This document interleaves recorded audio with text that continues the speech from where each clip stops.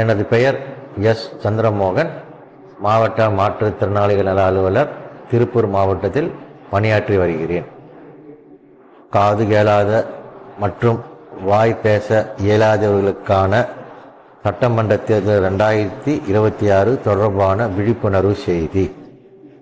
தமிழக சட்டமன்ற தேர்தல் 2026 ஏப்ரல் 23 நடைபெறுவதால் மாவட்ட தேர்தல் அலுவலர் திருப்பூர் அவர்களின் அறிவுரை இணங்க திருப்பூர் மாவட்டத்தில் உள்ள காது கேளாத, வாய் பேச இயலாத 18 வயதிற்கு மேற்பட்ட மாற்றுத்திறனாளிகள் தேர்தல் நாள் அன்று அனைவரும் கட்டாயமாக தங்களின் வாக்குகளை வாக்குச்சாவடிக்கு சென்று வாக்களிக்குமாறு கேட்டுக்கொள்ளப்படுகிறார்கள்.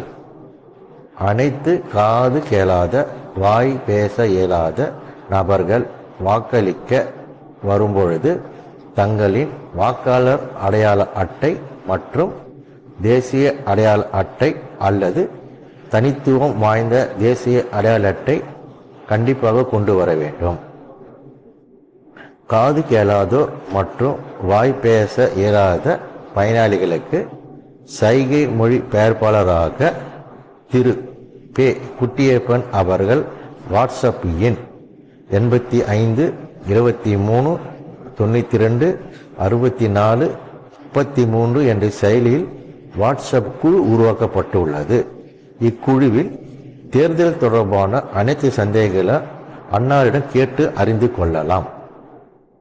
40% மேல் பாதிக்கப்பட்ட மாற்றுத்திறனாளிகள் அவர்களின் விருப்பப்படி வீட்டில் இருந்தபடியே தபால் ஓட்டு மூலம் வாக்கு செலுத்த தேவையான 12D படிவம் சம்பந்தப்பட்ட BLO அலுவலரிடம் பெற்று வாக்கு அளிக்கலாம்.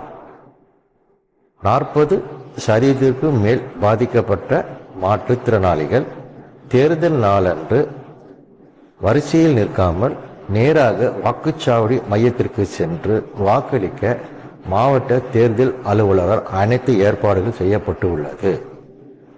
காது கேளாத மற்றும் வாய் பேச இயலாத மாற்றுத்திறனாளிகள் தங்களின் வாகனங்களை வாக்குச்சாவடியில் நிறுத்துவதற்கு அனைத்து ஏற்பாடுகளும் செய்யப்பட்டு உள்ளன. அனைத்து மாற்றுத்திறனாளிகளுக்கும் தேவைப்படும் வசதிகள் அனைத்தும் வாக்குச்சாவடி மையத்தில் போலிங் ஆபீசர்ஸ் மற்றும் தமிழ்நாடு உரிமைகள் திட்ட கள பணியாளர்கள் மூலம் செய்து தரப்படும். தேர்தல் நாளன்று அனைத்து மாற்றுத்திறனாளிகளும் தங்களின் 100% வாக்களிப்பு உறுதி செய்யுமாறு மாவட்ட தேர்தல் அலுவலர் கேட்டுக்கொள்ளப்படுகிறது. நன்றி, வணக்கம்.